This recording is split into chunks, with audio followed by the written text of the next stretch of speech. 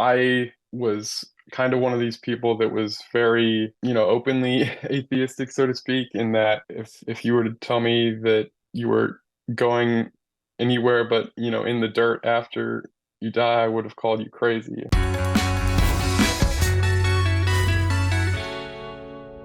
Hey guys, welcome back to Saints Unscripted. My name is Cam, and I am here with a very special guest via Zoom. This is Bradey, and Bradey has a pretty remarkable conversion story that I'm really excited to talk about. Would you just share what your story's been? The whole conversion process for me was a pretty long process, a couple of years, really. I wasn't raised any kind of religious. My parents uh, didn't felt they didn't want to force anything on my brother and I, and they definitely didn't. They were raised. My dad was raised Catholic. My mom was also Christian. I can't remember which one, but they left those churches in their teenage years, and they never really felt the need to kind of explore anything else. And so uh my brother and I are both adopted, and once they adopted my brother and I, they just didn't want to force anything onto us, and they definitely didn't. And I appreciate that. It definitely made the process a whole lot longer and a whole lot harder on my Did part. you believe in God? No, not at all. My entire, teenage years up until I was 20 was just completely pretty much atheistic, and had no interest in exploring anything up until I made a friend that was a member of the church. So that's kind of what kickstarted the interest. Definitely, yeah, definitely. What was the process like? You met your friend. Did they just like outright invite you to church? No, it's my friend Bradley. He's been a member of the church his whole life. We met in junior year of high school, I believe, and I always knew he was a member of the church. That was something that he was, pretty open about. But uh, he definitely didn't like push it on to anybody else, or feel the need to, or go out of his way to like invite people. But I uh, I met him, like I said, in like junior year of high school, but I didn't really become friends with him until we got a job together. We worked at a homemade ice cream shop right near my house. That's whenever we became really close, I think. And honestly, he doesn't even really know this, but the only reason I applied to that ice cream shop in high school was because I knew that he worked there, and I enjoyed spending time with him at school, I guess I thought that that was like the best way, if not the only way, to spend more time with him, and kind of force him to spend time with me, so to speak. But we've been friends since then. Now that's 4 years or so ago, I believe, and Did you know um he was a member of the church at the beginning?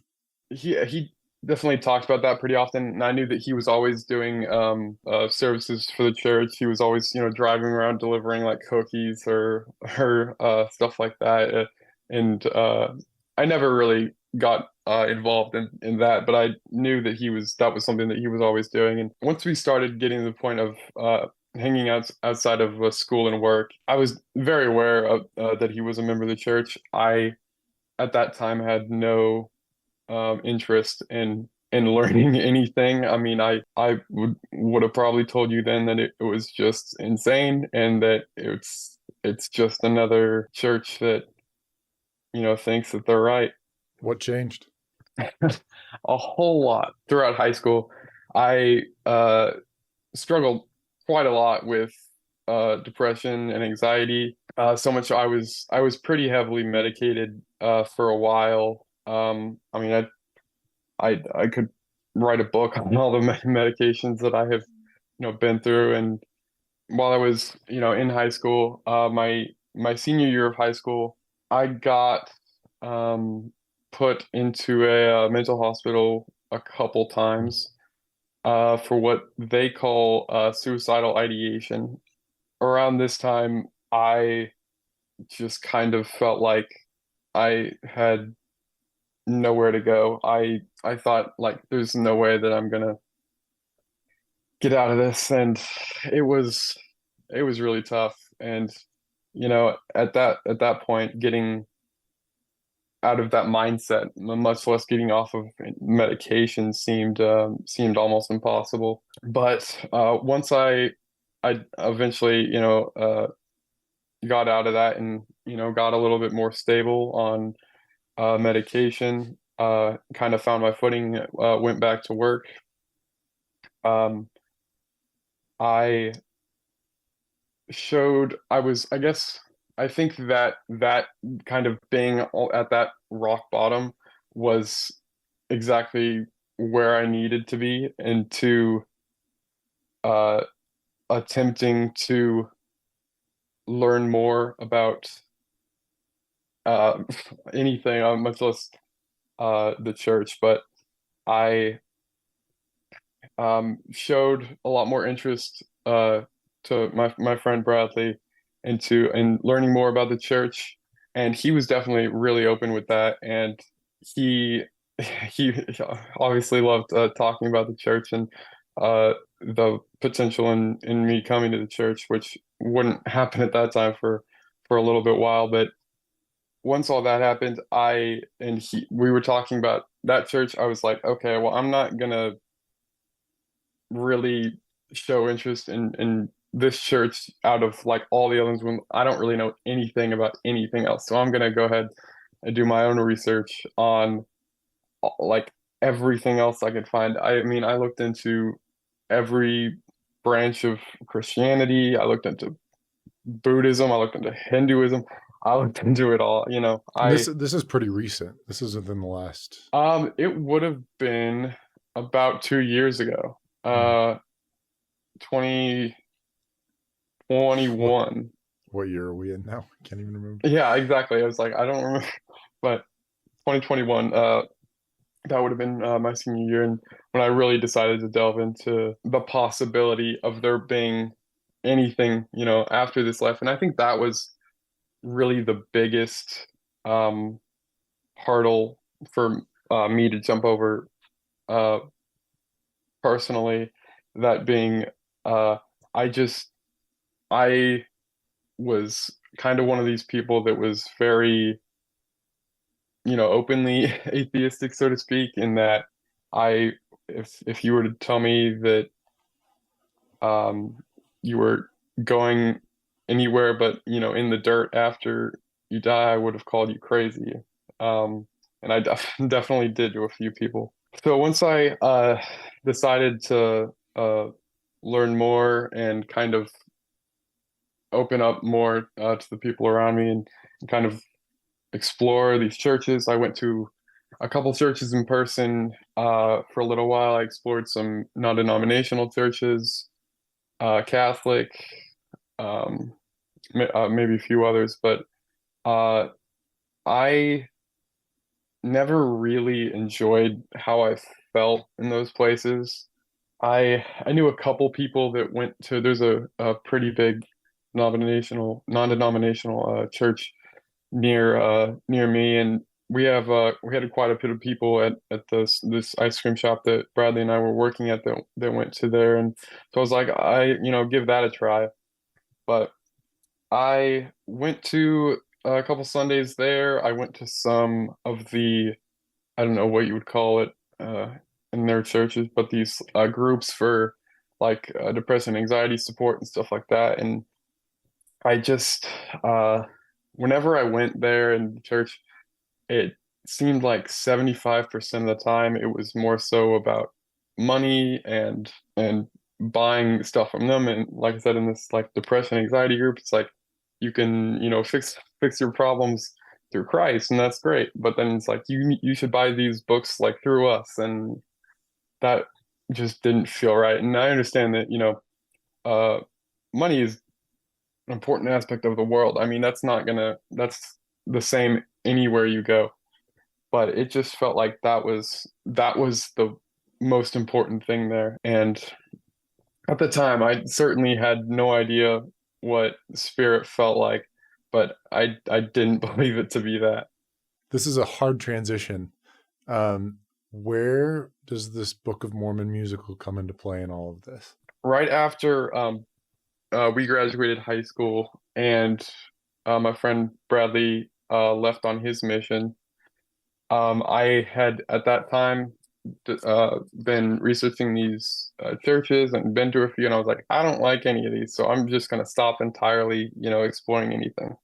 And so I did until about probably 3 months, until he was coming back home from his mission. I mean, I've always been one for like theater. It's very much my thing. Uh, I I was very much into like Hamilton in high school and all of that. And we have there's a place in Dallas here called Broadway Dallas, and they do shows all the time, and we have like a membership there so we can continually go to shows. That's not one that we had tickets for.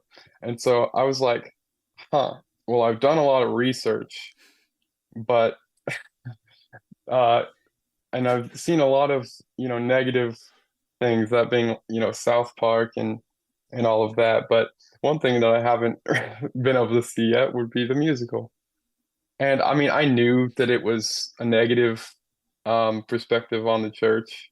I think they make that very, very clear. I thought that, okay, well, I'm just going to go to this, and then it's going to be pretty obvious that um, this is either a cult or it's just a church for crazy people, and I'm not gonna, think about it anymore. And so I, talked to my uh, parents about it a little bit, and they both agreed to go, which little did I know was just shooting myself in the foot because now I'm a member, and they're like, we're never gonna We're never go. going to But with you again. yeah, so we went, and unfortunately they loved it. Um, and not to say that it was bad by any means as a show, but yeah, I mean, I'm sure most people who have been interested in the church have looked into it to some extent. Honestly, yeah, whenever I went, I was like, it was kind of what I expected, but at the same time, it raised for me a lot more questions than it answered. We were talking about this, and uh, they knew that my friend Bradley was a member, and so on the way home, we were talking about just how kind of ridiculous the show was, and like, there's no way that these people believe this. So, like I said, that I had a lot of questions. I didn't really know where to go for a little while with those. So I didn't really do much. There was a couple that I had kind of Googled and maybe a little bit I asked Bradley about, but for a few weeks there, I was just kind of sitting on them. I was just like, okay, I'm not really going to explore this. And then about 3 or 4 weeks after we went to the show, a couple missionaries came by the house, and knocked on the door. I wasn't here. Only my mother was home at the time, and they were doing their whole deal. And my mom knew that I had a friend that was a member of the church, so she took their card, and I have it around here somewhere, but it's the card with picture of Jesus and their phone number on it. And I got home from work, and she says, some missionaries came by and gave you Jesus' phone number. And I was like, what? Um, so I was very confused. And she said, yeah, so the missionaries came by. I guess she gave the phone number to me. Said, yeah, they both had the same name too. It was a weird name. They were both named Elder. I was like, that's not how that works, Mom. Like, it's that's a title. Um, yeah, because what they know about it is, I mean, it's still very limited to that being mostly the musical and all the stuff they read online. Unfortunate, but so after about a week or so after they dropped that card off, I really didn't think that I was going to do it, but I ended up texting that phone number that they gave me. One day, I really didn't. I was like, I'm never going to use this. I kind of just like, I didn't throw it away, but I just kind of threw it over on the side of my bed and I was like, I'm not going to touch this like ever again. And one day I was like, well, I mean, I've gone to all these other churches and I've at least, done the bare minimum. So that's like the least that I could do is, kind of talk to these You missionaries. tried. And Yeah. so, yeah, exactly. And try and maybe I've looked at all these more of these negative things than I have from anybody that was either in the church or just had any kind of experience from within the church. And I did, and I texted them, and we talked for a little bit before I really agreed to meet with them. And it wasn't until um, around whenever Bradley was coming home that I agreed to meet with them. And I said, I'll meet with them if you come with me, and as long as I don't have to go by myself. And we did, and he went, and I came with a laundry list of questions written What down. what were some of the questions that you had going into that Oh first? boy. Um, Honestly, I think 90% of them were from the musical. I think there was a lot about um I'm sure there was a couple about, polygamy, about All the really easy ones that uh you want in that first yeah, lesson. there were a lot of like basic ones that at the time I didn't know were like not completely crazy concepts. But just there was a lot because I mean I wasn't like I said I wasn't raised in any church, so Hmm. there was a lot of this that is a lot of people would know that I had no idea about. So just the concept of what happens after we die. How do you view people from outside of the church and um, comparatively to like where you're going like after you die? And I think that was a lot of it. I mean, you know how it is. Like we we went in for. I was like, okay, I'm gonna get all these questions answered. We were there for like 20 minutes, and I was like, okay, well, I got like one of them answered, so I'm just gonna have to keep like going back. That was the only time that Bradley went with me, but I did continue to see them, uh, and honestly, more of these questions got answered in between the lessons, more so than at the lessons. Whenever I was actually uh, decided to read the Book of Mormon and to kind of, I guess, find out whether or not I would have a testimony on this.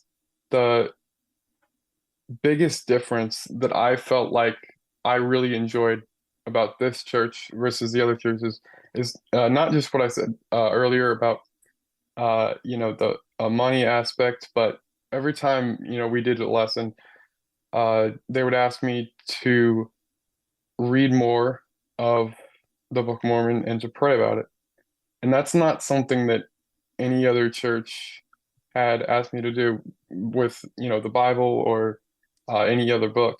Was that ever annoying? It kind of is, yeah, because it more so felt like somebody telling you what you feel rather than being like asking you, what do you feel? That I think was the biggest, turning stone in my story. And that when I started actually devoting time and and reading it, I felt a whole lot better than I had in a very long time.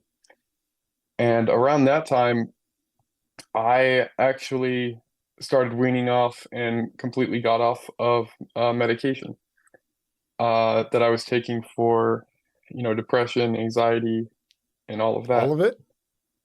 Yeah, all of it. I'm Wow. not on anything anymore. Um, and I may not have gone about that the best way, but um, it kind of helped me clear my mind a little bit. And actually kind of clear my mind to devote, more time into studying, into um, going to church actively. How long between the time that you first started taking lessons with the missionaries, meeting with the missionaries, and deciding that this is what I want to do? Anybody at the church or for the missionaries, it felt like a very quick process.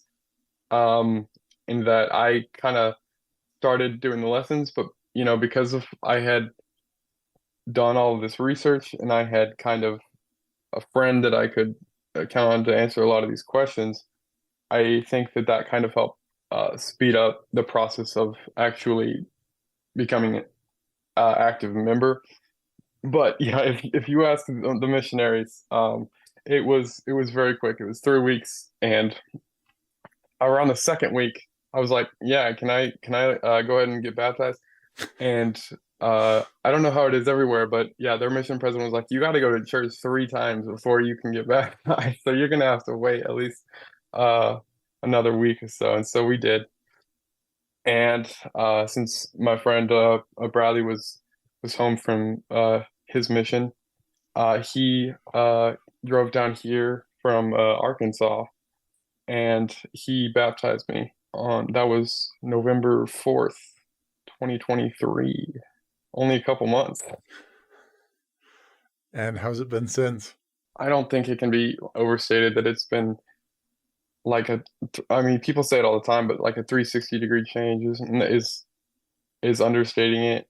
And I feel more happy and just generally better and clearer, clearer minded that is than I have in a very long time. And I owe a lot of that to my friend, Bradley, because like I said, if I hadn't got that job with him, I don't know where I would be. And so I mean he quite literally saved my life from depression, but in a way he also helped me, save my soul. And I don't think it can be uh undermined how grateful I am for that.